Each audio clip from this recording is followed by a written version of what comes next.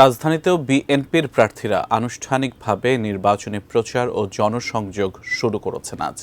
তাদের কারো কারো আশঙ্কা, বিশেষ একটি বা একাধিক দলকে প্রশাসনিক কুয়ের মাধ্যমে সহায়তার চেষ্টা করা হচ্ছে।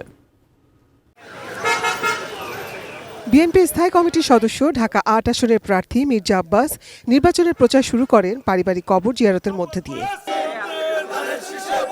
শাহজাহানপুরে নির্বাচনী এলাকায় মানুষের কাছে ধানের শীষে ভোট চান মির্জা আব্বাস। শান্তিবাগ এলাকায়ও নির্বাচনী প্রচার চালান তিনি। মির্জা আব্বাস বলেন, সুষ্ঠু নির্বাচনই এখন একমাত্র চাওয়া, তবে ইলেকশন ইঞ্জিনিয়ারিং নিয়ে গভীর উদ্বেগও জানান তিনি। ভয় পাচ্ছি যে চান্স অফ ইলেকশন ইঞ্জিনিয়ারিং বিশেষ দলের প্রার্থীদেরকে জয়লাভ করানোর জন্য চেষ্টা করবে। সেখানে আমরা ক্ষতিগ্রস্ত হই কিনা আমি জানি না, কিন্তু তারা চেষ্টা করবে।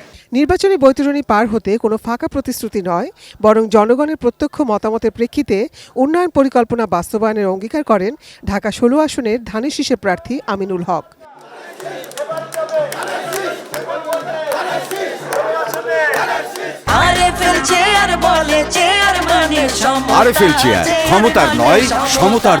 সকালে মিরপুর ১০ এলাকায় নির্বাচনী গণসংযোগে জনগণের কাছে যান। আমিনুল বলেন, জনগণকে বিভ্রান্ত করতে যারা এনআইডি কার্ড ও বিকাশের নম্বর নিচ্ছে তাদের ব্যাপারে সচেতন হবার আহ্বান তার। তাদের উদ্দেশ্য ভিন্ন, তাদের উদ্দেশ্য ষড়যন্ত্রের মাধ্যমে কিভাবে এই নির্বাচনকে তারা ব্যাহত করবে। যে কোনো ব্যক্তি যদি আপনার কাছে গিয়ে বাসায় গিয়ে যদি কোনো এনআইডি নাম্বার চায় কিংবা বিকাশের মোবাইল নাম্বার চায়, আপনি ভুলেও দিবেন না।